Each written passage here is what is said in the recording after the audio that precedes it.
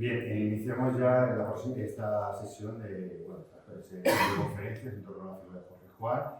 Bueno, como todos sabemos, organizadas por la Fundación Mediterráneo, que quiero agradecer la presencia de Javier Gallud, que está aquí, a Graciela Luz, de la Fundación Jorge Juan, y bueno, sobre todo Gaisa también, como organizadora también, y el propio Ayuntamiento. Quiero al principio disculpar a nuestra concejala de Cultura, que por agenda no puede estar aquí, porque bueno, ahora mismo estará sentándose para hacer el pleno mensual. Bien, tenemos la suerte de tener en la mesa a Gonzalo Martínez Español, que según indicaciones de Oscu me ha hecho que sea el primero. ¿El que va a hablar primero? Va a hablar primero, vale. Gonzalo, de Aspe, aparte, bueno, es licenciado en Geografía e Historia por la Universidad de Alicante. Ha desempeñado actividades laborales de administrativo, comercial, desde el año 2000 ha ejercido bibliotecario en la red de bibliotecas en el Libro Luz, siendo el conductor bibliotecario. Tiene la suerte de estar jubilado hace poco, en 2024, y doy fe de ello porque lo tengo en el archivo todas las mañanas. Y no trabajo. Bien, es cronista oficial de la Villa de Aspe desde julio de 2013 y colabora con algunas asociaciones culturales de la localidad. Ha concurrido a congresos de historia como en Novelda o en la vecina ciudad de Elda. Ha publicado en revistas, participado en algunos libros relativos a la historia de Aspe. Ha colaborado en diversas publicaciones de la comarca, como artículos en la revista La Regia, y SOC de la ciudad de Semana Santa de Viviente, Canaló de Alicante, la revista Vinalopó, DP3, vinculada al CEP, al Centro de Estudios Locales del Vinalopó, Amanecer de Londón de las Nieves, Betania de Novelda, y en la actualidad dice, y por eso viene al archivo, está haciendo un máster de Historia Moderna en la Universidad de Alicante. Que, dicho sea de paso, hay que tener ganas, me he jubilado, dedicarse todavía más a estudiar, en vez de estar paseando y tomar el sol, como hace la gran mayoría de la gente. No me llaman las obras de momento. No te llamas, ¿no? Muy bien. Desde luego, lo que sí puedo decir es que Gonzalo es un incansable investigador. Ha estado en el trabajo desde hace mucho tiempo, antes de cronista, porque he estado en el Archivo Municipal de Novelda haciendo el vaciado o la criba de los protocolos notariales de Aspe. O sea, todo el siglo XVIII y XIX. Pasamos a José Ramón Ortega Pérez, todos conocidos por Oscu, arqueólogo de profesión de la empresa arqueológica Alpa Patrimonio, licenciado en Filosofía y Letras, especialidad en Historia en la Universidad de Alicante. Bueno, la vinculación de Oscu con este ayuntamiento ha colaborado en excavaciones, en publicaciones, y bueno, está claro que desde el servicio de la dirección del museo, que a veces ha querido sus servicios o su consejo, siempre ha estado con nosotros. Pronto pasa a sus trabajos en la arqueología profesional y empresarial, destacando sus codirecciones a excavaciones de las villas romanas del Pau IV en Alicante, Casa Ferrer y Casa Ferrer II entre 1995 y 1999. Aparte, ha hecho prospecciones en Orihuela, Elche, Crevillente, Torrevieja, Petrer, Novelda, Villena, que es única y sabe. Y, sobre todo, una que me dio mucha envidia fue Ibiza. Yo fui hace poco a presentar lo que habían hecho allí, y bueno, hay que conjugar lo profesional también con lo lúdico. Bien, es especialista en arqueología medieval, codirige los trabajos arqueológicos en la cubierta de la iglesia Santa María de Alicante entre 1997 y 1998, en el interior del castillo de Castalla, 1998-1999. No voy a continuar porque es una lista interminable y también se distingue por ser el presidente del Centro de Investigación Etnológica de Novelda, CIE, que tiene una larga trayectoria desde hace muchísimos años. Pero lo importante es que en este ciclo de conferencias en torno al siglo XVIII y en torno a la figura de Jorge Juan, no la figura en sí, sino todo su alrededor para entender su siglo y por qué llegó a ser un hombre de letras y de una proyección internacional como lo fue, hay que entender también su entorno y su espacio social, que sobre todo es Novelda. Así que nos dejo aquí ya con la ponencia de Gonzalo y Oscu. Agradecer en este caso a las distintas instituciones que han montado este ciclo de conferencias, y también el que hayan contado con nosotros. En su momento, pues José Luis y Merche pues contactaron conmigo y porque querían darle, como ha comentado Perín, pues que se hablara un poco de la que es la novela, pero no solo hablar de Jorge Juan, que es un insigne y es un personaje al que se le han hecho muchos cursos y se seguirán haciendo, pero que había que hacer otra cosa, ¿no? Es decir, dar una visión un poco más de cómo funciona la vida cotidiana en esta ciudad, en ese momento, porque a veces es la gran desconocida ese tipo de datos, a veces pues, no se han estudiado tanto. Pero claro, yo para eso tuve que buscarme, en este caso, a alguien que me acompañara, porque yo soy arqueólogo, y como soy historiador, pero sobre todo arqueólogo, entonces necesitaba que alguien que ducho en archivos y pues que de alguna manera me acompañara, y aparte tengo la suerte de que desde hace unos años hemos colaborado en distintos proyectos, desde pues, el Castillo de Abajao en Aspe, que hicimos una publicación, en Betania hemos coincidido también en alguna cosa, es decir, que ya hemos generado una amistad y tenemos una relación profesional que nos une. Entonces, pues nada, vamos a ir un poco a entrar en materia. Bueno, ¿qué veremos? Aquí vamos a ver dos partes, o sea, somos dos ponentes y cada uno va un poco a encauzar su parte. Gonzalo lo que va a plantear es un poco la historia del siglo XVIII en Novelda. Nos planteará un poco la situación, la guerra de sucesión, las diferencias de la época foral, la diferencia siglo XVI y XVII y la llegada del siglo XVIII con el Estado borbónico, ¿no?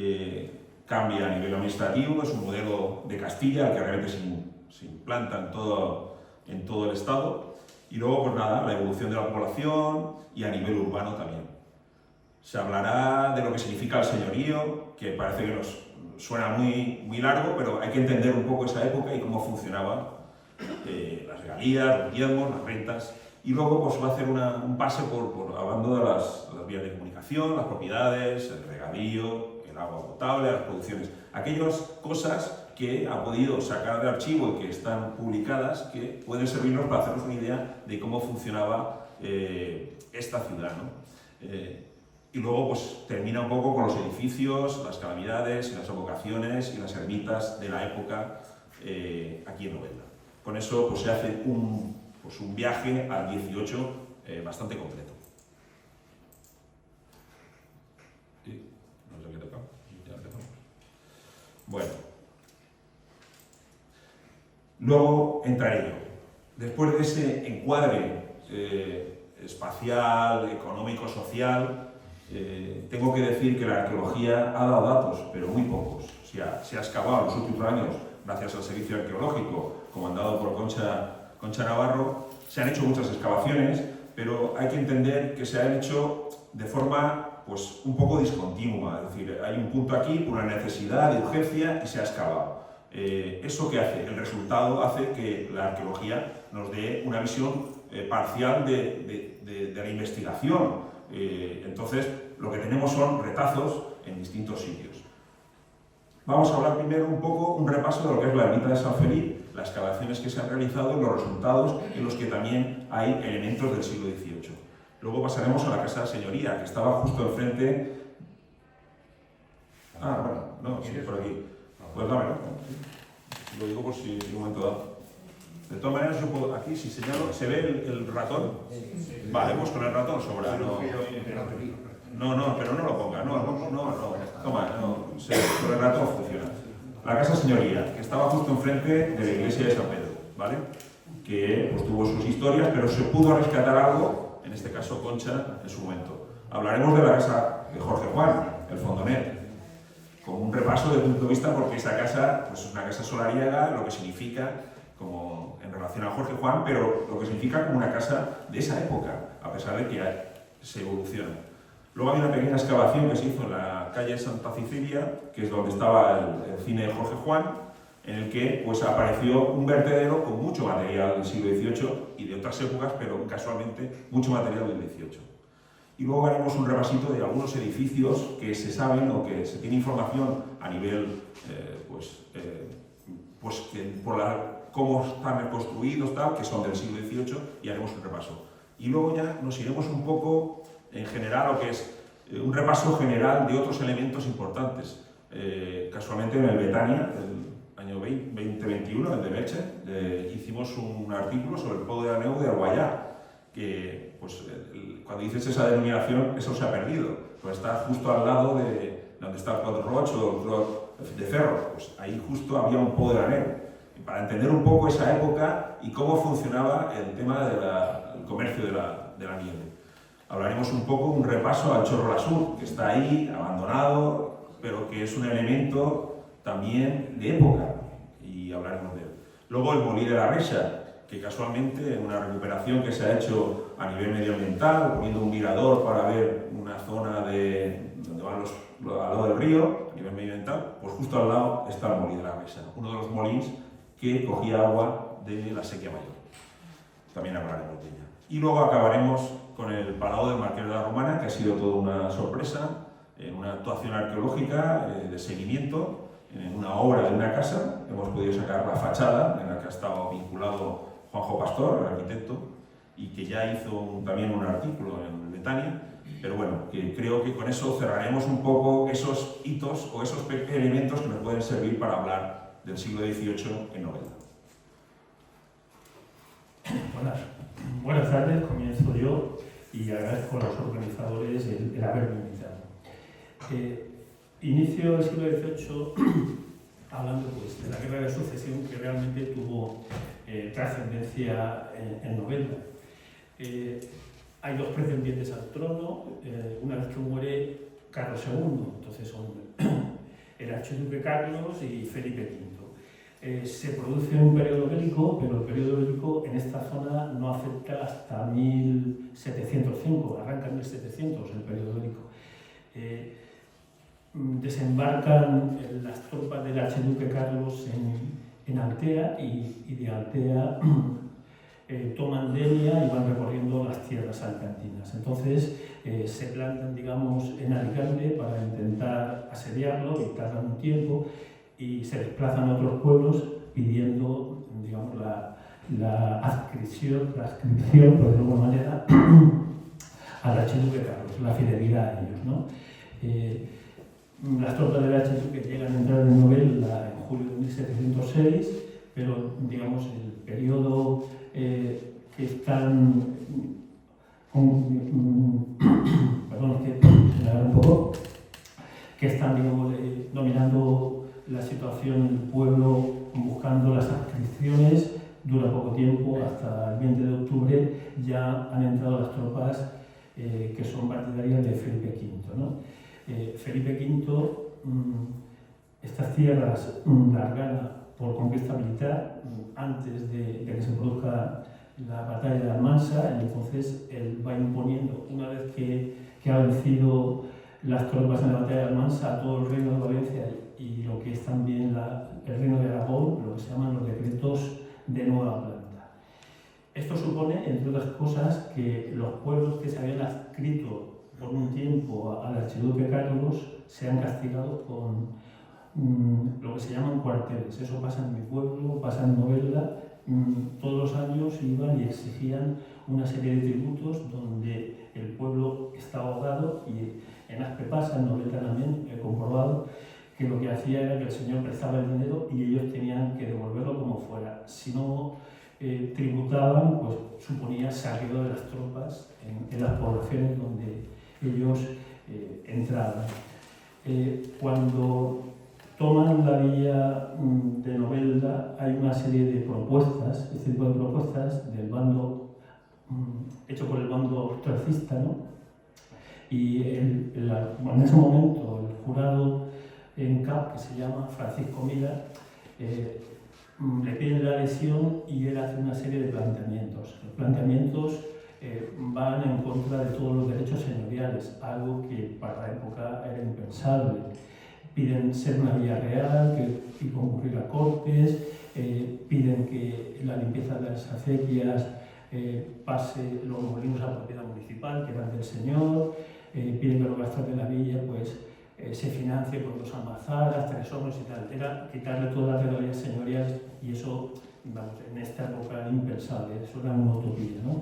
La rebaja de los tiempos, toda una serie de peticiones que los capitanes, digamos, del archiduque Carlos, los gran partidarios del archiduque, pues proponen, pero que no van a efecto. Entonces, por la victoria del bando borbónico hay toda una serie de cambios administrativos. Por un lado, a nivel genérico, a nivel de Reino de Valencia, y luego otro a nivel, digamos, municipal. En lo que se llama la época foral, que son siglos XVI y XVII, pues había las Cortes del Reino de Valencia, el Consejo de Aragón, el Virrey del Reino, Audiencia Foral, Gobernación y Cancillería.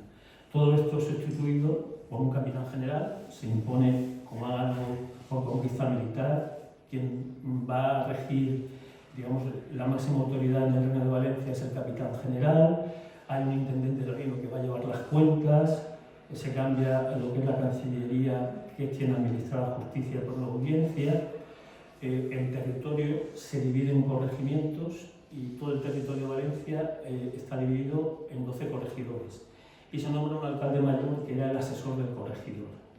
Para el caso municipal se da también un cambio muy importante, ¿no? En época foral, en los pueblos, por lo menos de aquí de la Corona de Aragón, del Reino de Valencia, los cargos municipales se elegían por medio de un proceso que se llamaba la insaculación. Había un Consell de la Villa, que era un grupo de 20, 25, según cada población, que formaban una oligarquía municipal. Esa oligarquía tenía derecho a entrar en un saco y estaba su nombre en una bola, lo que se llama redolins, y entonces a la hora de elegir los cargos municipales, lo que se hacía era con la mano inocente de un niño metía la mano en el saco y sacaba 2 candidatos. Estos candidatos se presentaban al señor y el señor designaba a uno de ellos. Había en justicia, en valenciano justicia, en valenciano 4 jurats, un mustasaf y un sobresequier. Todo esto cambia porque lo que se quiere imponer es el modelo castellano. El modelo castellano es designación directa o por el señor o por el rey. Entonces, lo que se hace a nivel municipal es que el señor nombra un alcalde mayor o gobernador y luego hay 2 alcaldes ordinarios que normalmente todos tenían vigencia de 1 año. 4 regidores, un síndico, son, digamos, los cargos municipales. Y hay un par de cargos que esos son ya de 1766, cuando se producen los altercados por el motín de Estilache, el rey reacciona y lo que hace es que permite la creación de unos cargos donde había una cierta representación municipal, donde estos eran elegidos por parroquias, por distritos, por votación de la gente. Primero se hacía una elección general y luego pasaban compromisarios y de esos compromisarios se nombraban estos cargos. Pero estos cargos no son designados por el duque, digamos, tienen, o por el marqués en este caso, ¿no? Digamos, tienen cierta independencia respecto a los otros nombramientos que todos los realizaba el señor. La imposición del modelo de Castilla supone que Novelda, junto con estas poblaciones, pase a lo que se llama el corregimiento borbónico de Orihuela. Estaba formado por estos pueblos del medio Vinalopó, Monova, Novelda, Pebrevillente y toda la Vega Baja. Todas las órdenes reales pasaban del intendente al corregidor de Orihuela y el corregidor de Orihuela mandaba lo que se llamaba al paralelo, venía con su caballo y iba transmitiendo todas las órdenes. Entonces, por ejemplo, en Orihuela hay bastante documentación de Novelda, de Hospital del siglo XVIII, porque allí es donde se recibían todas las órdenes y donde se emitían órdenes a los pueblos, ¿no? Entonces, es un sitio, por ejemplo, que he ido a investigar y hay de todos estos pueblos información, ¿no? Hay documentación. Respecto a la población, pues el crecimiento de la población fue genérico en todo el Reino de Valencia, prácticamente triplicó la población. Entonces en Novelda ocurre lo mismo, quizá un poquitín más, algo más de triplicar la población. Los estudios que hizo Miguel Ángel, que está aquí presente, son muy completos. En esta época, digamos, la población se cogía o se tomaba el número de vecinos o cabezas de familia. Entonces, todo lo que hay arriba en negro es el número de habitantes que se dan en diferentes momentos. Lo que está en rojo son estimaciones porque lo que hacemos es que se multiplica por 4,5 o por 5 para calcular más o menos la población en número de habitantes. Entonces, digamos, los números en rojo son estimaciones y digamos de principios del 18 a finales pues hay un aumento estimado de población de alrededor de 5.200 habitantes. Eso supone que haya un crecimiento urbano, porque claro, la población ha crecido y queda reflejado en este trabajo que hizo Carmen Blasco y Carmen Navarro, donde se refleja el crecimiento, ¿no? Hubo una expansión sobre los antiguos huertos o bancales situados a espaldas del núcleo antiguo y esto necesitaba que el señor autorizara que esa tierra, que era huerta, se volviera y tenía que pagar un censo al señor, tuviera una autorización para que fuera un solar de edificación. Eso supone pues, un cambio y tenía que ir al notario señorial y hacer un cambio de la designación de la tierra. Ya no era una tierra de cultivo, sino era un solar para edificación. La expansión, digamos, se va centrando en la salida del Rabalet, hacia el camino del Campet, en la zona contigua de la calle Imperial de calle Carril, en el barrio de la Illa, salida de la calle de la Pocica y el Pago de Rabonis, y en la zona de San Roque. Queda más o menos claro, pues mire, esta zona de aquí queda bastante clara, esta zona de aquí, la zona de por aquí, en fin, la extensión queda clara, digamos, con lo que es la contraposición de los planos. El señor de la Villa, en 1701, hemos habido en 1696 creo que es, muere, digamos, el último era Masa de Lizana y entonces se tiene que dirimir la herencia en la sentencia de la Audiencia de Valencia y dicta que el heredero es José Caro Maza de Lizana y Roca. Carlos Caro Maza de Lizana, ahí me he ido de arriba. Este señor era varón, dentro de lo que es la jerarquía, digamos, nobiliaria. Varón es el signo, digamos, más bajo, está varón, luego está, es duque, luego es marqués y luego es, no, perdón, es conde, eso sí es, sí es, luego, sí. Bueno, pues José Caro Maza de Lizana y Roca es el primer marqués de la Romana, luego pues nombrado por Felipe V y sus herederos, los siguientes que le suceden es Pedro Caro Maza de Lizana y Pedro Caro y Súbeda. Ahí están las cronologías. A ver. El señor pues gozaba de una serie de prebendas que eran las regalías señoriales. En este caso, pues al final del 18 tenía 5 hornos de pan de cocer, 3 molinos harineros, cada uno situado, pues, como refleja ahí, 3 tiendas de comestibles, panadería y taberna, es decir, dominaba lo que eran los medios de modificación de los alimentos, los medios de generar alimentos, como eran hornos y molinos, y luego los establecimientos donde se vendían los productos, tiendas de comestibles, panadería y taberna, donde se vendían los licores. Y se arrendaban, ahí tenéis, por 2 años, 4 años, según el periodo, ¿no? Donde se arrendaban a mejor costo. Las rentas señoriales se complementaban con diezmos. En este caso, yo he encontrado que la señoría lo que recibía como diezmo era una quinta parte, según el capítulo 14 que viene de la Carta a Puebla. En otras poblaciones era menor. Para mí me parece que era un diezmo alto, ¿no? Sobre todo ese tipo de productos, trigo, centeno, cebada, avena y tal. Y también se complementaba con los censos. Los censos era, digamos, una cantidad que había que pagar por tierras, casas y solares. Aparte de eso, el señor tenía lo que era el denominado señorío jurisdiccional, que era la administración de justicia. Tenía el mero imperio, que podía condenar a penas de sangre y entre ellas la pena de muerte, y el mixto imperio era para poder juzgar en delitos menores.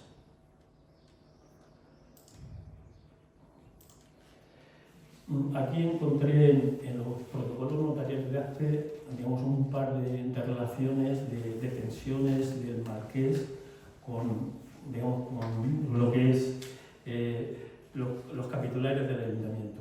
En 1765 el marqués viene y desembarca en el puerto de Alicante, se lo han comunicado que va a venir y entonces los capitulares, los que forman el ayuntamiento, salen a su encuentro. Se encuentran a mitad de camino y no los atiende.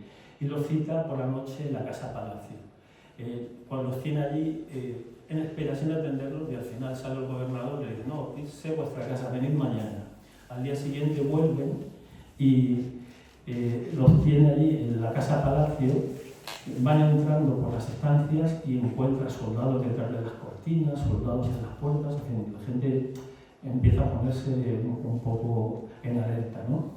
Entonces sale y les dice que estaba muy ofendido por una carta que les había escrito, ¿no?, sobre el nombramiento de cargos. Ellos pretendían que los cargos municipales fueran a propuesta del ayuntamiento vigente, le presentaran los candidatos al marqués y este eligiera. Entonces él se siente muy molesto porque dice que pretenden usurpar el derecho de nombramiento que el marqués tiene y por tanto merece castigarlos.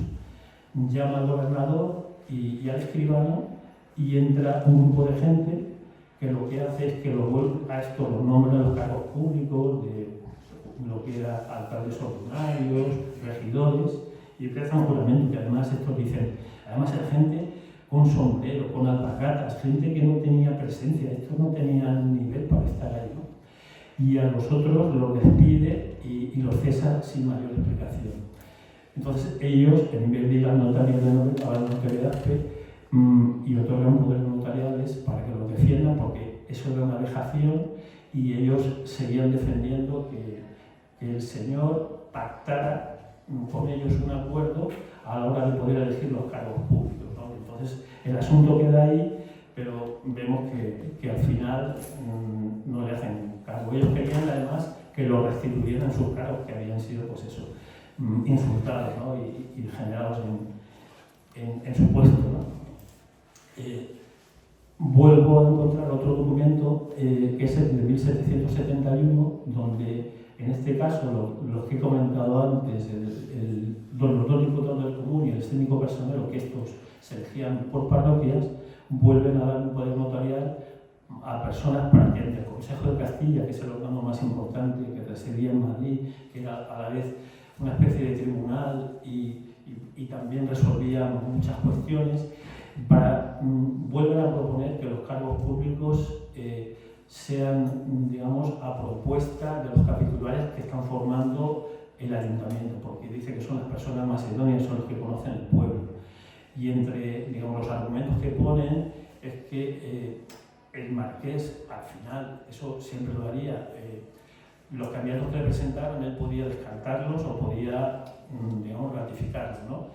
Pero parece que había un descontrol en la villa bastante importante, porque se nombra a Paniaguado, es decir, gente que eran enchufados, hay gente que era totalmente inepta. Decía que se habían atrasado en el cobro de las contribuciones. Pide que se cesen a los dos alcaldes ordinarios porque eran gente forastera, gente que no tenía que ver nada con el pueblo. Y además estaba durmiendo de familiares del marqués, en fin, que él había hecho, vamos, a sus anchas el gobierno del municipio. Incluso también querían que se nombrara un escribano y este vivía en la casa Palacio del Marqués, es decir, ahí todo eran prebendas para los amigos del Marqués. Entonces ellos solicitan ante el Consejo de Castilla que esto se revierta, ¿no? Pero bueno, al final tampoco tendrá mucho efecto. Respecto a las publicaciones, Novelda, digamos, un enclave muy importante en el siglo XVIII, estaba muy bien comunicada. No se podía bajar desde Valencia a Alicante por la costa, entonces el itinerario se hacía desde Valencia a, digamos, a Elche, Alicante, por Fonterriguera, y se conectaba con el Camino Real que bajaba a Madrid.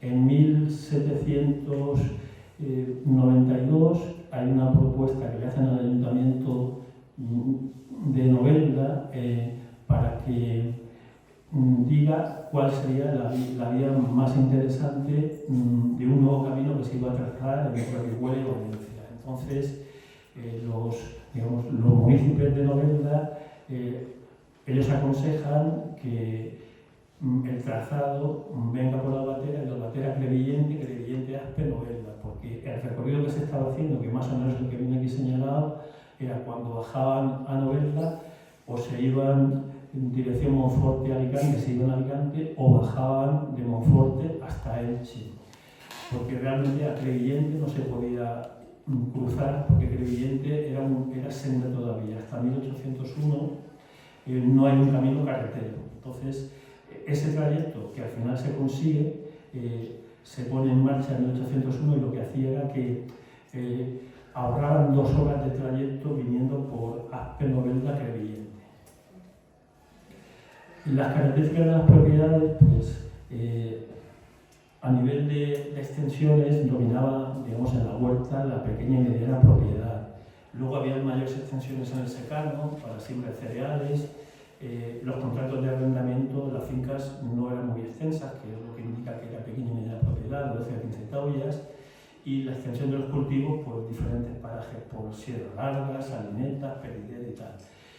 Sobre fincas así muy importantes destaca la finca del Marqués. Tenía una finca en la Benaeza sobre 1200 taullas, con propiedades para el regadío, 2 días de agua en la balsa, en fin, una serie de cuestiones, casa, etc.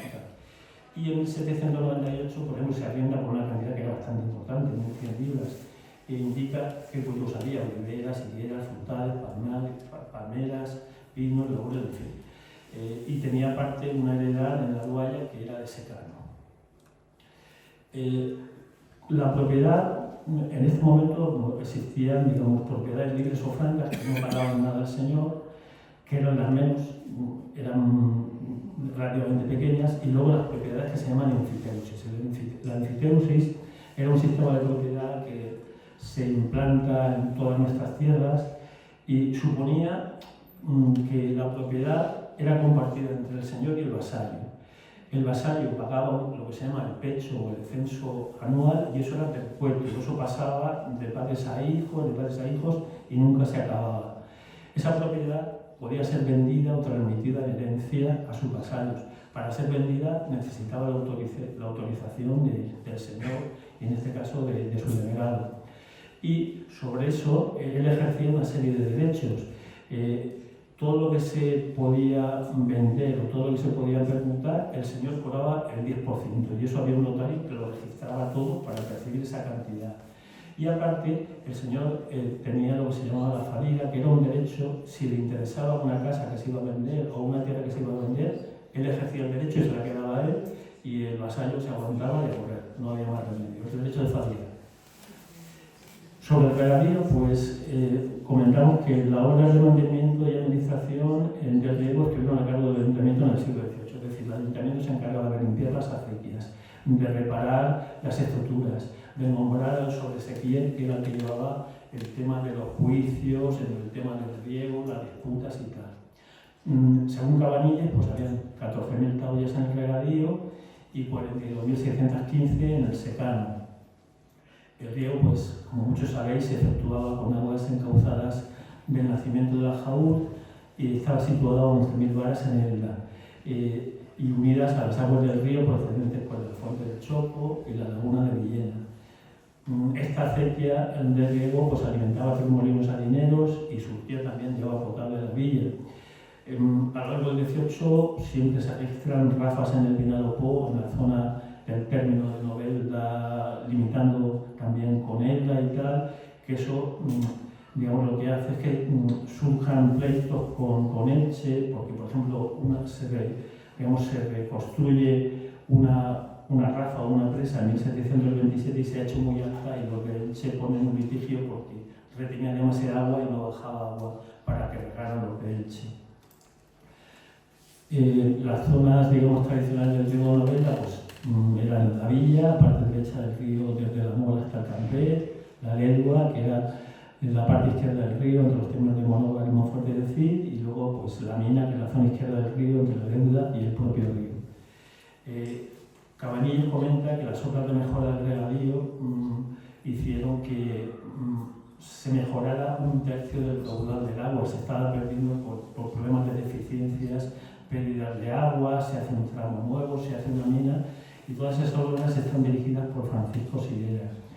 La petición para que las aguas pasen a gestión privada se hace en 1799. El señor pone ciertos impedimentos y tarda un tiempo. Hasta 1826 no pasa a ser regida, digamos, por lo que era la gestión privada. Por ejemplo, Elche, en el Cerraje, más o menos casi todos los pueblos están pidiendo la gestión privada de las aguas. Elche consigue en 1791 la gestión del agua privada, hasta en 1793, y en cambio Novelda pues tarda un tiempo más.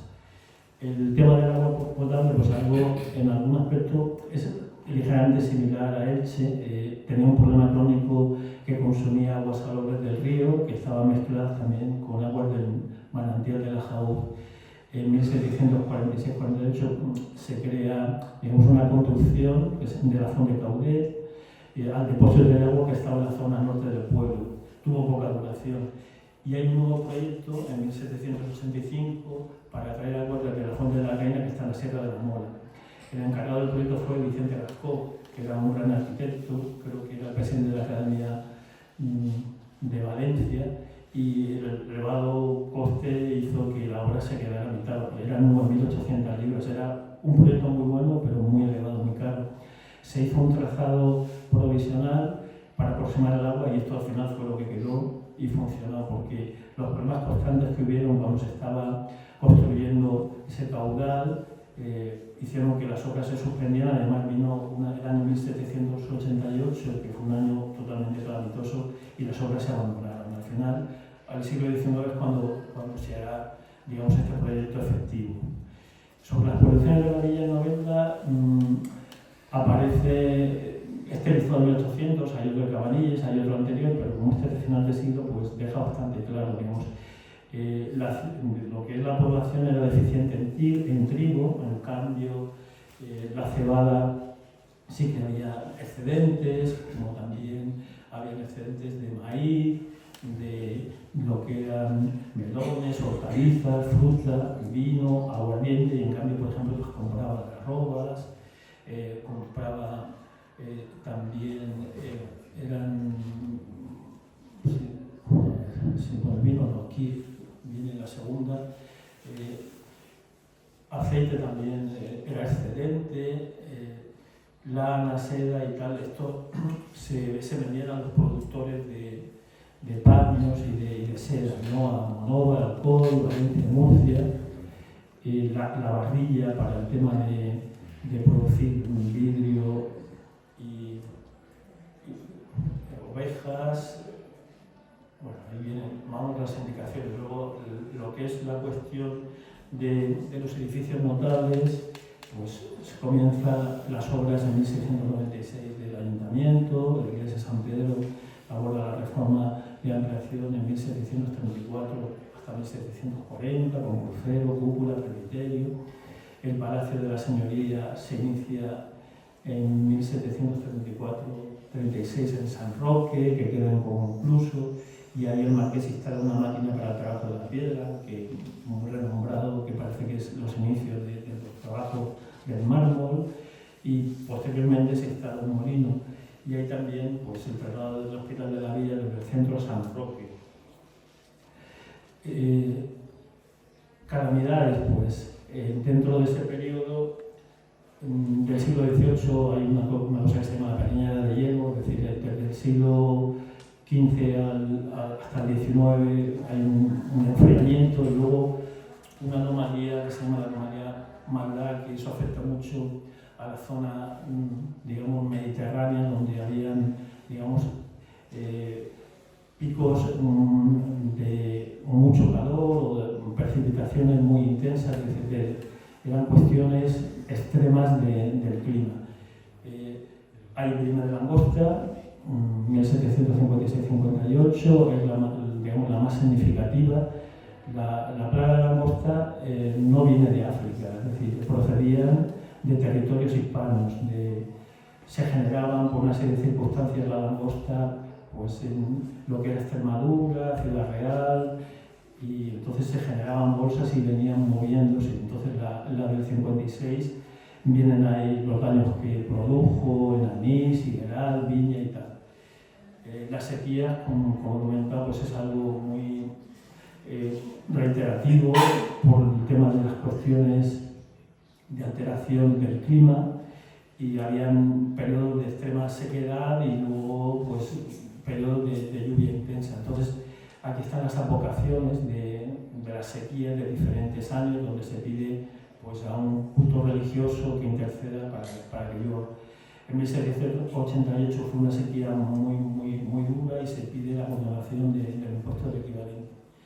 Calenturas por el tema de beber aguas salobres se producían de vez en cuando. El agua salobre generaba fiebres y calenturas. Temas de riadas con daños en las canalizaciones, hay muchos años. El río, como dice Cabanilles, era un problema. Daños en la acequia mayor, en el Azud y la Punta Rafa, la Gran Avenida del 51, granizadas, por ejemplo, una en 1742 machaca la huerta de Aspe, Monforte y Novelda. Vamos, hace añicos la huerta, que piden también la condonación de los impuestos, heladas. Y luego ya simplemente para terminar, las advocaciones principales, que eran a nivel religioso, digamos, en una sociedad muy sacralizada, tanto Novelda como Aspe, mucho influjo de la religión. Las advocaciones principales de la villa pues están San Pedro, Santa María, también San Roque, San Felipe, Nuestra Señora de los Dolores y San Antonio y San Senén, que eran los santos de la piedra contra el pedrisco, ¿no?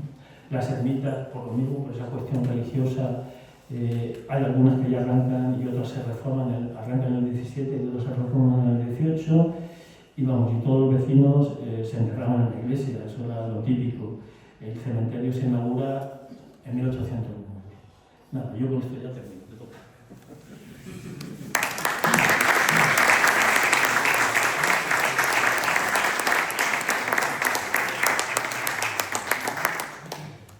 Bueno, ha sido un curso rápido a lo largo del siglo XVIII, pero muy interesante porque hay cosas que al final, si no haces un viaje de este tipo, no puedes entender esa época.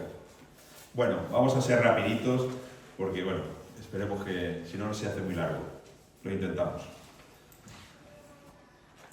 Bueno, empezamos por la ermita de San Felipe, que bueno, ya ha citado que era una de las advocaciones que había en Novelda. Sabemos que está, bueno, muy cercana en este caso a lo que es la iglesia de San Pedro.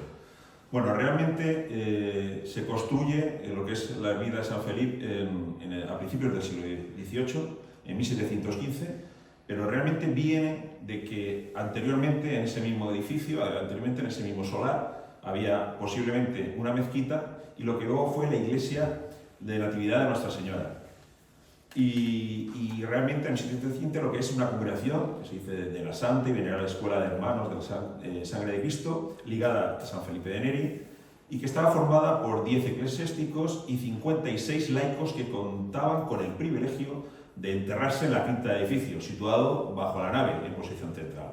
Vale, pues eso, al final, en las excavaciones, hemos podido sacar parte de esa cripta y ahora comentaría ciertas cosas, ¿no? Bueno, hay que decir que si nos encuadramos en ese siglo XVIII, ese edificio que fue totalmente reformado, justo en el momento que se le nombra como San Felipe de Neri, pues hay un altar, hay una serie de elementos, hornacinas, la imagen de la Divina Pastora en un lado, que se sacaba en procesión, en Pascua y en el Corpus. Enfrente había un pilar justo en la bóveda, según las informaciones, que había pintado un fresco de un Cristo en la columna, llamado popularmente de la Caña, por llevar la mano como un cetro, ¿vale? Y luego en el altar de la izquierda entrando estaba el paso de los azotes, que también salía en la Semana Santa, ¿vale?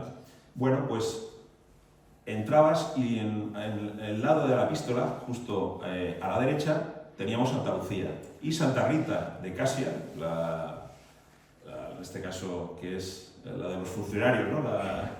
La patrona de los funcionarios, estaba al lado izquierdo, ¿no?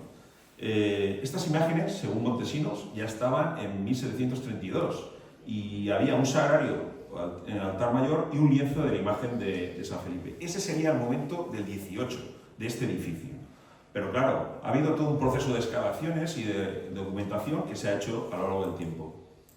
Bueno, ha habido 3 fases más o menos de intervenciones arqueológicas y pensar que este es el espacio total de lo que es la ermita, ¿vale? El patio exterior, patio interior y la zona interior, que en este día, pues la verdad es que con una buena política municipal, a día de hoy este edificio se ha puesto en valor como pues, un lugar polivalente a nivel cultural que es, pues, sirve para muchos actos. Bueno, la primera actuación se hizo justo en el patio interior y pronto apareció un pavimento de enlosado, pero lo curioso fue el material que salió dentro de esos, pues no llega a 1 metro de lo que es la zona del patio al fondo, ¿vale? Se excavó y se encontró lo que veis aquí, que es esto es parte de la cripta. La cripta coge parte del patio interior y parte de lo que es la sala actual de la nave central, ¿vale? Eso que os he comentado tocaba parte de la cripta. Bueno, y esto simplemente lo cito como un elemento muy importante, en el que ya se ha publicado, incluso ha colaborado con nosotros Carolina Domenech, y en relación a Concha, que era también codirectora de estos trabajos, el que aparecieran este tipo de yeserías. Yeserías que son como un artesonado y que estarían en una de las estancias. Claro, ¿de qué época son estas piezas? Bueno, pues la verdad es que son piezas que hay, ahora veréis, quedan trozos, pero estaban totalmente destruidos y lo habían tirado en ese lugar una vez que ya pues, habían sacado, porque hay muchas fases en la ermita, en este caso, que era una iglesia, una mezquita, y se iban llevando a un sitio, se hacía un hueco y se tiraba todo este material. Este mismo tipo de artesonado se encontraba, hay una pieza en el MAE, en el Museo Arqueológico de Elche, y es idéntica, es la misma mano, el mismo maestro. Recientemente, Carolina hizo en uno de los Betanias, publicó estas piezas muy interesantes desde el punto de vista, con pues, todo este tipo de decoraciones, con escritura árabe, o sea, muy interesante. Son piezas, vamos, espectaculares. Bueno, estos realmente son estas piezas, que son 7 de cada una, y son rezos, tienen cosas coránicas y con todo ese tipo de decoraciones. ¿De cuándo son? Pues realmente no son islámicas, son islámicas, pero estamos hablando que posiblemente sean del siglo XV y XVI. Es decir, todavía pensar que la mayoría de la población es morisca y que se decoraban esos espacios de culto de esta manera. La segunda fase de intervención se realizó en el patio exterior, justo ahora cuando entras a la ermita, y bueno, salió todo un conjunto de pues, una zona de necrópolis, vamos, variopinta en el sentido porque parecía que había pasado, no sé, una guerra por ahí. O sea, estaban, en muchos casos, sí que estaban los individuos más o menos colocados, pero a lo mejor en una fosa te encontrabas 3 o 4 removidos de una manera o de otra, aparte que se encontraron una serie de estructuras que incluso pues, pueden ser más antiguas, ¿no?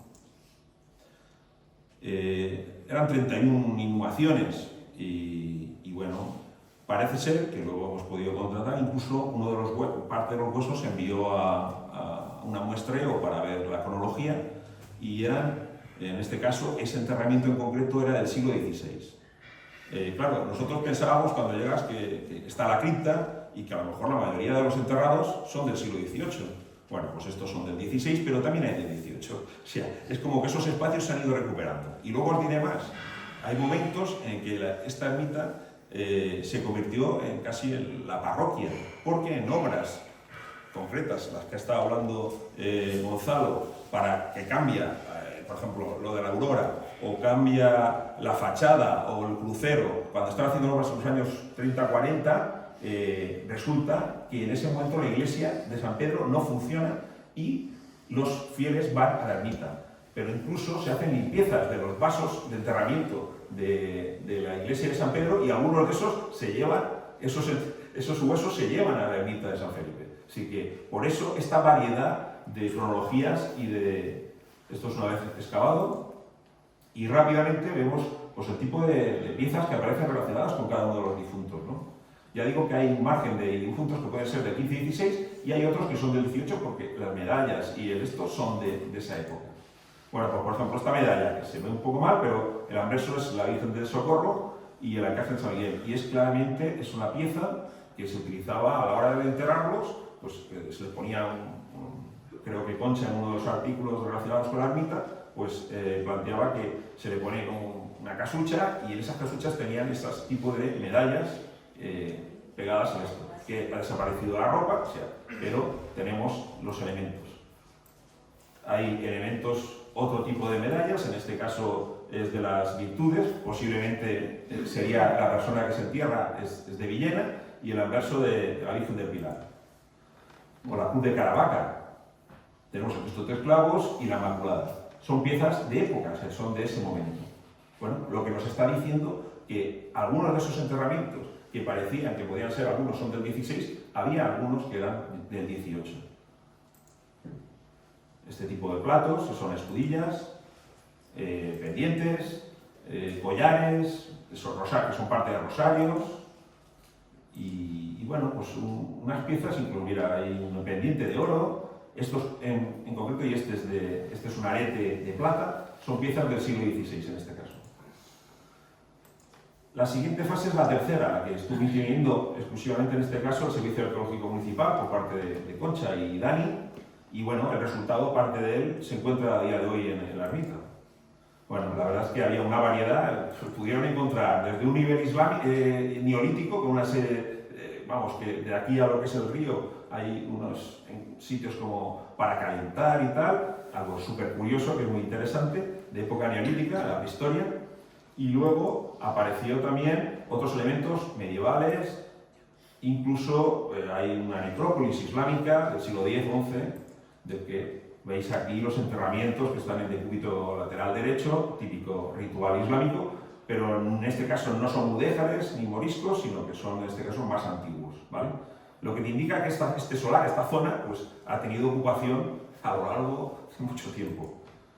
Esta es la excavación que hizo Concha y Dani en este caso, y bueno, pues una planta con esa variedad. También, dentro de esa fase, pudieron excavar, esto es el interior, lo que ahora no se ve es lo que es la cripta que se rompió en el siglo XIX, y entonces se puso 1800, tenía el dato por aquí, y se hizo este muro, ¿veis este muro? Que está hecho con piedra de batech, o sea, eso indicó que el vaso del enterramiento pues, se vació, y parte de esos enterramientos, de esos individuos, se pusieron en una de las salas, justo en la escalera abajo, en uno de los laterales.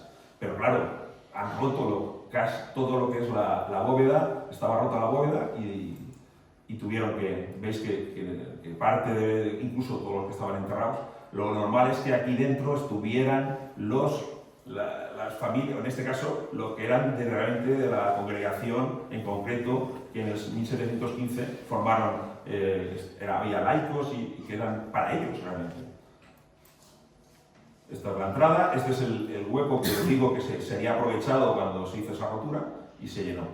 Por eso digo que al final es todo, después de algún problema, pues se levanta, se quitan, se llevan para un lado. Lo que a nosotros como arqueólogos, pues la verdad es que es difícil interpretar todas las fases que han podido pasar en esa ermita.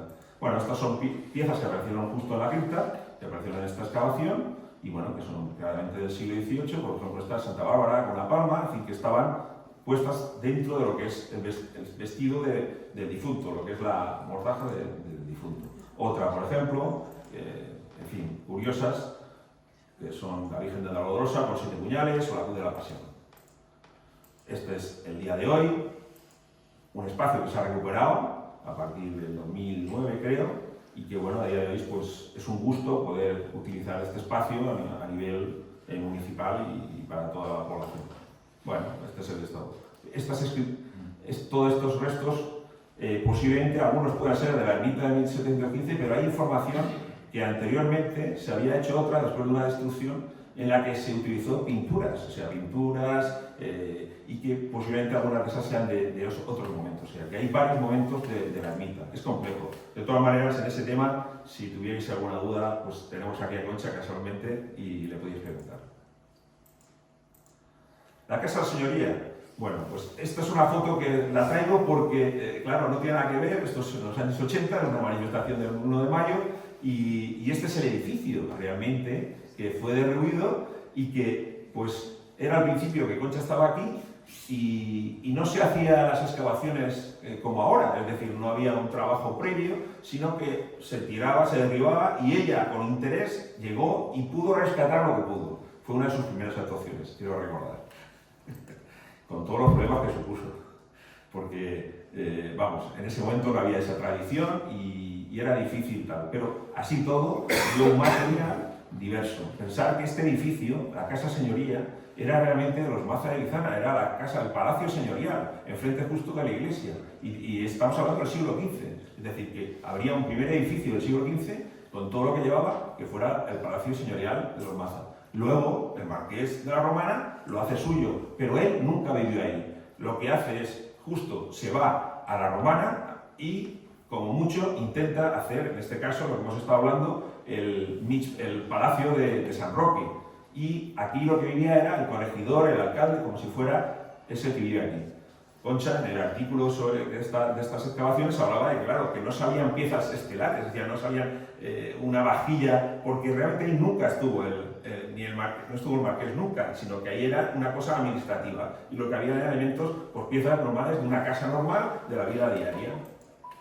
Bueno, pues aquí hay una alcuza, una especie de radoma. Este es el tipo de piezas que aparecen, cazuelas. Estas piezas son de Murcia, por ejemplo, 17, 18, o este tipo de escudillas, también murcianas. Esto es un arcaduz de una noria. Y estas piezas, este tipo de jarritas, que son justo de esa época, de los distintos sitios donde había bolsadas, había incluso una tinaja con material dentro, que salían de época bajo medieval, siglo XV, pero había algunas piezas del XVIII. Bueno, estas son fotos de la época de un artículo en el Betania. Y nos vamos a la casa del Fondonet. Como veis, son elementos concretos que hemos podido hacer algo. Aquí tengo que decir que en toda la obra que se ha hecho recientemente, pues tuviera la suerte de tener a Verónica Aquiles, que es arqueóloga, y poder hacer un poco el seguimiento del proceso de rehabilitación de esta casa, que a día de hoy es todo, pues la verdad es que de cara a Novelda y lo que supone a nivel patrimonial, esto es, bueno, es una joya, ¿no? O sea, el poder recuperar una casa de esta entidad con todo lo que significa en relación a Jorge Juan, me parece un lujo que después de, pues por parte de la propiedad, haya hecho una inversión de este tipo y que pueda la gente de Novelda, que quiera, aprovecharse de ello. Bueno, ¿qué tenemos en la casa? ¿Cuál es el problema? ¿Cuál es la lectura? A pesar de que se ha hecho un seguimiento, el problema es que la casa tiene una evolución. Luego veremos que había una casa previa antes de que el abuelo de Jorge Juan comprara esta casa, ¿vale? Y estaba en ruina. Bueno, pues han salido muros de tapial que son de esa casa antigua, posiblemente, del siglo XVII, y que luego pues, se hicieron las reformas necesarias para ver la casa que tenemos ahí a día de hoy, que también tiene vida propia, que ha tenido cosas a lo largo del XIX, e incluso cuando la compra Antonia de Navarro, pues la parte norte la cambia totalmente a lo que era anteriormente. Bueno, esto la conocéis, pero bueno, es un repaso, la parte del hogar, lo que os estaba diciendo, es la zona de la chimenea, y en este caso el muro, ¿veis? Este muro de tapial. Bueno, no os deben extrañar que se construía todavía en tapial, es decir, incluso cuando ya no estaban los moros, ¿no? Es una técnica, es más económico, en un momento dado se conocía, era una manera de construir, y hay edificios tanto del 16 y el 17 en varios de los sitios que penséis, que están hechos en tapial todavía. Yo recientemente he hecho una actuación en Villena y una fachada de una casa, de una zona que sube al castillo, y eran tapiales del 18. Es decir, que ya no es solo del 15 o del 16, sino que hasta hace no mucho se estaba construyendo en tapial. Bueno, ahí veis, los elementos en tapial se hacen encofrados. Y este es un ejemplo cercano. Esto está al lado de la iglesia de Petrel, pues justo, y ahora está el museo, actualmente está el museo justo aquí. Hicimos una excavación y las casas están totalmente chapadas con manises, con esto, con lo que fuera, con piedra, pero el fondo, este edificio, cuando nosotros excavamos, hicimos catas, y antes de derribar lo que son los tapiales, las piezas que había cerámicas, las más modernas, eran del siglo XVI.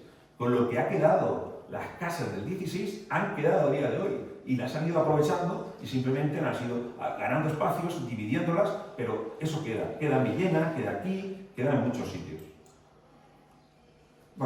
Esto es la fresquera, porque aparecen fresqueras que yo no sé si estas son del 18, pero podían ser perfectamente del 18 o del 19, porque realmente aquí incluso nosotros hemos hecho excavaciones en alguna casa y salen estas fresqueras con una tinaja, la tinaja que entras al museo, la primera tinaja que veis, esa es de una fresquera en una de las casas, creo que era Francisco Santo, o sea que nos costó sacarlo porque estaba embutida totalmente en cal, o sea, no se pudo sacar, los pobres obreros en aquello que fue interminable, y una tinaja, y era para tener agua, tenían simplemente una tapadera y estaba justo en la entrada de la casa. Pues esto funcionaba en todas las casas, en muchas casas de Novelda, antes de que hubiera agua potable y que se repartía incluso los que iban en los cántaros, se llevaban y se llenaban estos espacios, si no tenían un pozo o una fibra. Bueno, el lagar. Yo no sé si este lagar es del 18, pero sí que es verdad que esto es como lo encontraron, porque a lo largo del siglo XX se había convertido en una cochera y lo habían sellado totalmente, pero se ha podido reconstruir, ¿vale? Entonces, si tú ves las casas, ves que fuera de la casa hay como un espacio pequeñito y es el lagar. Y claro, el problema es que ha habido muchas reformas y yo no tengo la seguridad de que esto sea tan antiguo, pero bueno, se ha utilizado sobre todo en el 19. Se ha reconstruido, como veis, y la verdad es que pues, ha quedado muy bien porque explica cómo funcionaba. Aquí os pongo un caso similar de una finca en la vila que nosotros estuvimos excavando, la finca Barbera, y veis esta zona con esta balsa, que era realmente, servía para lo mismo. Se chafa, se lleva la uva, se chafa y a partir de ahí se prensaba después el resultado de lo que se había chafado en el cubo de vino, para que veáis un poco el funcionamiento de ese lagar y esos cubos. Y nada, aquí simplemente la bodega, que es espectacular, en este caso la de Fondonet, es muy larga y veis estas piezas que eran las que aguantaban realmente los toneles. Os pongo aquí uno que recientemente he ido a una casa señoría de Can de Mirra, y bueno, hay mucha gente que lo ha visto, pero otra que no tiene ni idea, y ahí están esos canets, que son las piezas que aguantan con una madera y aguantan los toneles. Claro, la gente así ya mayor y tal ha llegado a ver este tipo de edificios, y este tipo de casas, y este tipo de bodegas. Pero a día de hoy ya poca gente sabe cómo funcionaba. La cuadra, bueno, que ha sido recuperada con el empedrado, que actualmente estaban las vitrinas relacionadas con Jorge Juan, la Mazara, que la conocéis, bueno, pues que posiblemente pueda ser del 18, pero no lo sabemos, pero bueno, que realmente la casa ha seguido utilizándose por toda la producción que había. Está claro que estas prensas son ya más modernas, de la segunda mitad del 19, con hierro, en fin, a principios del 20, pero habría otras más antiguas. Es curioso que justo donde está la cuadra ha salido la piedra de una prensa que posiblemente sea más antigua. Por eso digo que, y no se ha excavado todo, sino que solo allí donde se ha actuado o se ha hecho algo nuevo, se ha actuado, porque faltaría, si se hubiera hecho, vamos a ver, entiendo que se ha hecho una inversión muy grande para recuperar la piedra y no se ha ido a excavar para buscar lo que hay abajo. ¿Entiendes? Nosotros, el arqueólogo en este caso, Verónica, lo que ha hecho es, dentro de esas reformas, donde han roto, ha podido documentar algo. Bueno, esto está justo allí y es el funcionamiento, la zona donde se mueve, los cofines, en fin, el funcionamiento de lo que es hacer aceite dentro de la manzana. Esto es un ejemplo de esas que no son de metálicas. La excavación que os decía estaba en Jorge Juan, y bueno, lo interesante de esta excavación es que salió un poco de todo también. Pero fíjate que se hicieron unos sondeos y en ellos apareció simplemente un vertedero repleto de material del siglo XVIII, pero repleto. Había otro del siglo XV, posiblemente. Es una zona que estaría un poco apartada en ese caso, justo donde estará el salón parroquial. Incluso tenemos, posiblemente esto es la base del teatro, o sea, lo que es la cimentación de la forma, en este caso, del teatro Jorge Juan.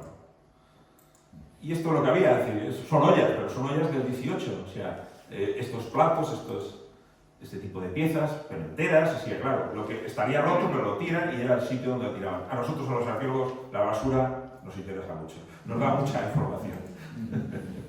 Y bueno, algunas piezas más, algunas cazuelas, había de grillos, orzas, bueno, y en un espacio tan pequeño nos dio un conjunto material que está actualmente del siglo XVIII, o sea que pues nos podemos hacer la idea de lo que es. Bueno, Edificios.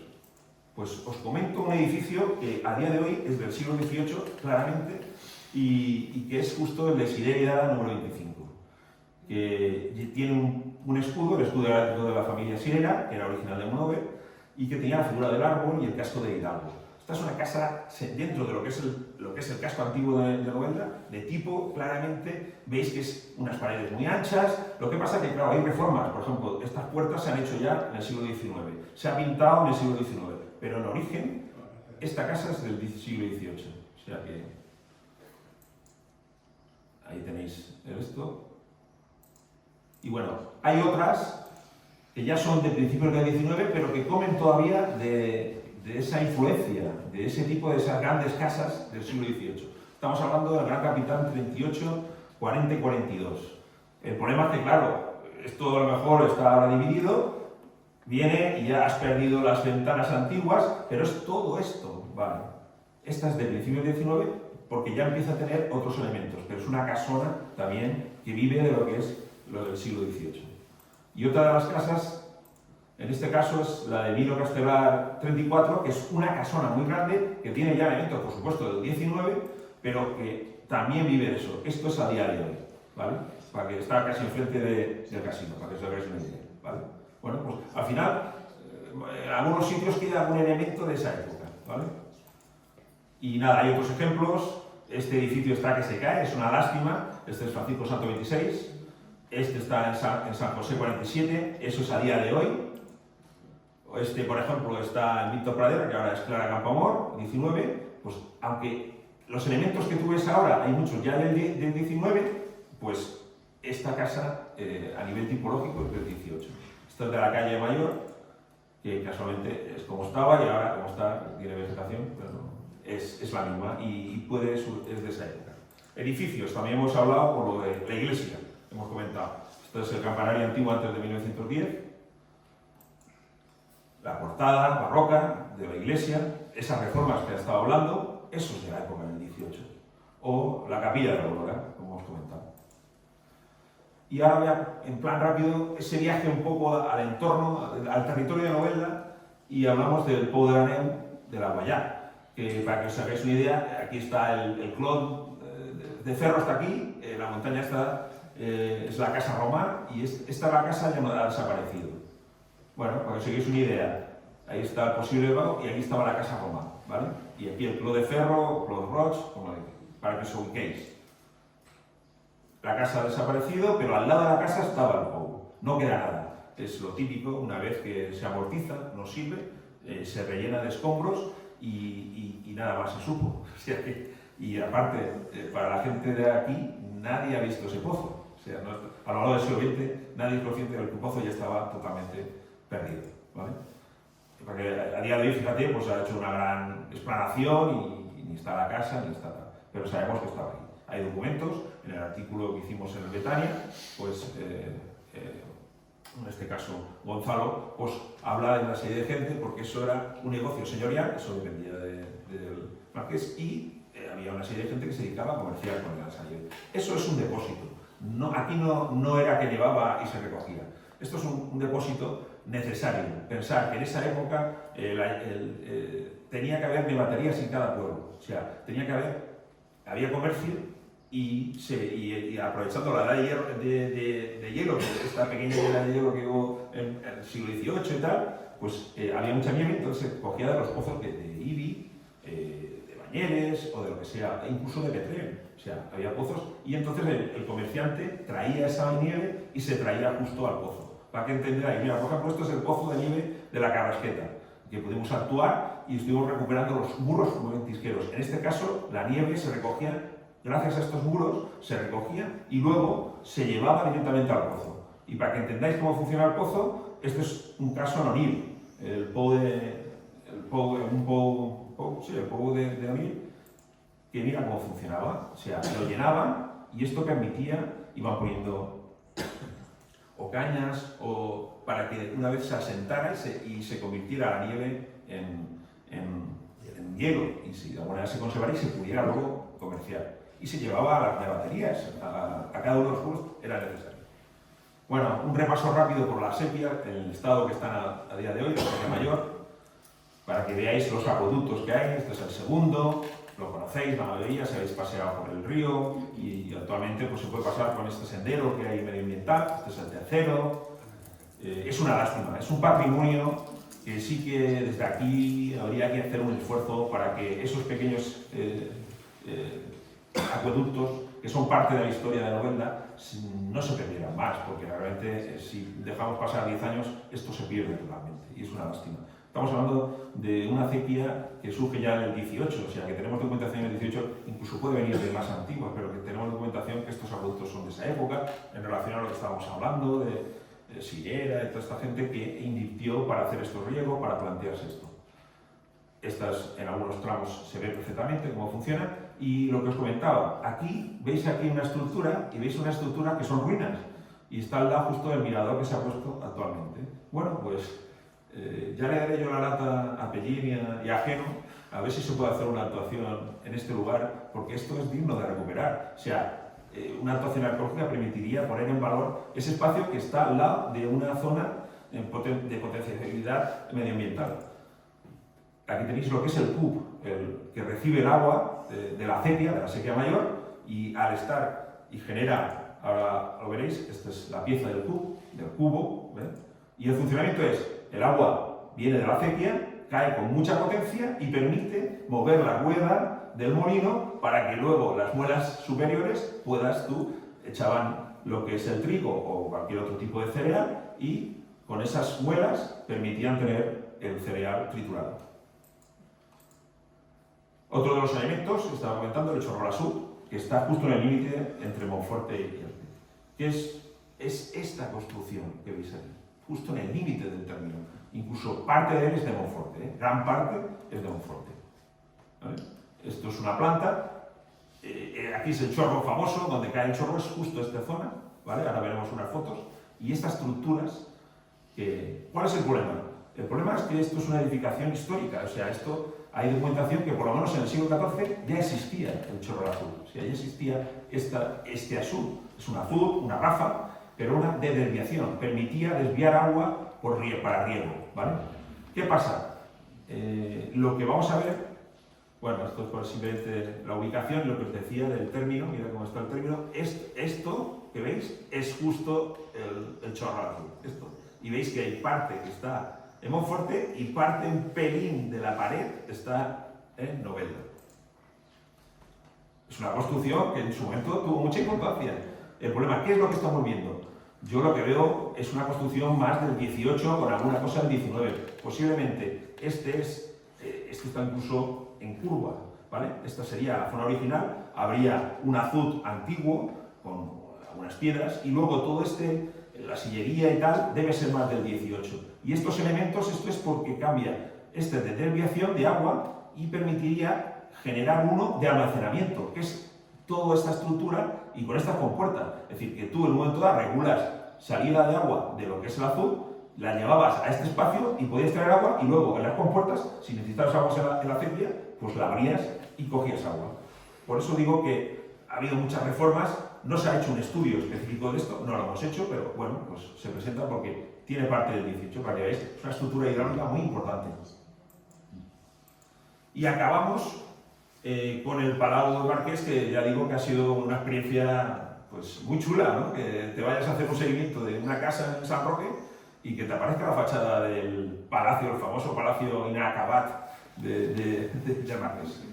Y en este caso en la plaza en la plaza de Santa Teresa de Llobregat, número 11.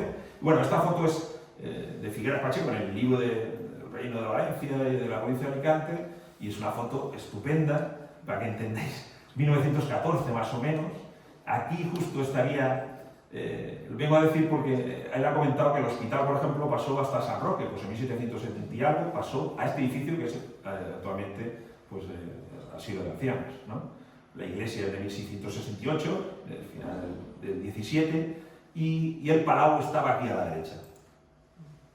Este es el edificio donde hicimos el seguimiento, creo que con la Casa Azul conocéis más o menos dónde se encuentra, y justo ahí estaba el Palau famoso inacabado. Se hizo un seguimiento, se repicó y al repicar, que a lo mejor era para poder poner pues, unos enlucidos nuevos, pues empezaban a aparecer una serie de marcados, estas sillerías de zócalo, estas ventanas, estas puertas, este tipo de pilares, y estaba por toda la parte derecha del edificio del número 11, para que veáis. Eso ha permitido que, por ejemplo, pues, Juanjo, que era el arquitecto que llevaba esta obra, pues ha generado, veáis, esto es la parte superior, ¿vale? Y estos son el tipo de ventanas con ladrillo, que era justo del palacio, ¿vale? Y al final, con eso, ¿qué tenemos? Pues tenemos esta es la proporción. Realmente esto es la parte de la casa, que hemos podido ver. Esto es la parte de la casa. Esa parte de la casa, viendo como otros palacios, porque posiblemente esto sea una torre, que es esta, pero estará toda la manzana que lleva en la calle Viriato hacia arriba, sería este edificio. Algo, pues mira, porque sé que tenéis una idea. La calle Viriato está por aquí, ¿vale? Y realmente lo que es el palau está aquí, lo que queda de él, ¿vale? Lo que pasa es que está embuido en distintas construcciones actuales y ha dado juego esta actuación, ¿no? Esta es una propuesta de que si se hubiera hecho entero, pues fíjate hasta dónde llegaría, si estamos hablando, y lo que se ve a día de hoy, mira, este es realmente el espacio del palau, haceros una idea, está la calle Viriato. Y aquí lo que se vería era el claustro. A ver, ¿veis esos tirantes, estas sillerías? Eso es el claustro. Habría lo normal es que el edificio hubiera seguido, se hubiera construido y ese sería el patio del palau. Pues no se hizo más. Pero lo curioso de este palau, como hemos comentado, es que en ese se hace la primera fábrica de piedra, o sea, en este caso, y que fue un fracaso porque pues, se tuvo que hacer un molino hidráulico, se enganchó de la sequía mayor el agua, se llegó hasta aquí y creó muchos problemas y al final ese molino, ese primer intento de ilustrado de industrialización del mármol, bueno, pues ahí queda como algo curioso. Ahí tengo referencias, ya ha sido trabajado por este caso por Camber Navarro, y luego se convierte en un molino normal y corriente, se desaprovecha, y luego se convierte en una posada, y ese es el devenir de un edificio, de estos edificios a lo largo de la vida. Pues nada, este ha sido el repaso, que no sé si nos hemos pasado de tiempo, supongo que sí, pero que espero que haya servido para que entendáis un poco el siglo XVIII en Novelda. Es difícil concretar un siglo entero con estos diferentes aspectos. Muchas gracias.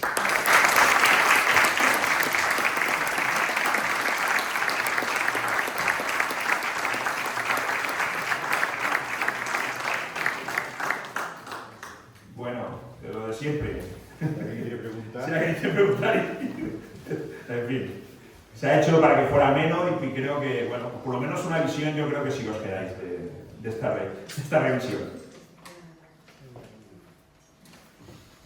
Bueno, comentarte que lo que estabas hablando del Palacio Huerto del Marqués de la Romana, que fue una intervención muy interesante, gracias a Juanjo, que nos dio entrada ahí desde el Museo del Archivo, y decir que, bueno, toda la parte documental, que era un antiguo porche y perfumería y cosas así, de insecticidas de los 40, 30 y todo eso, toda esa documentación vino en archivo, y la parte etnográfica, o sea, de uso cotidiano, objetos y tal, están en el museo.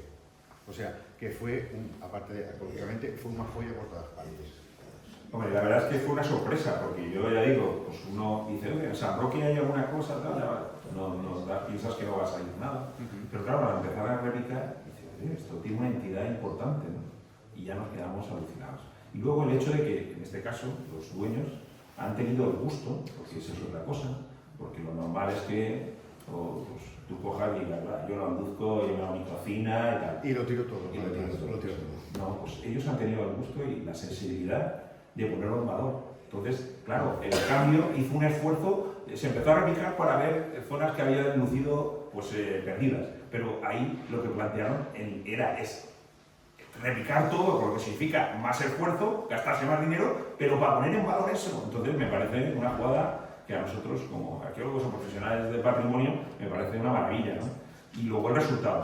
Y luego lo que hay que hacer es que, claro, el problema, luego vi a los 2 días que hay otro edificio porque se caía la casa y no hay ningún seguimiento y no hay ningún tipo de documentación de esa parte que era parte del palau.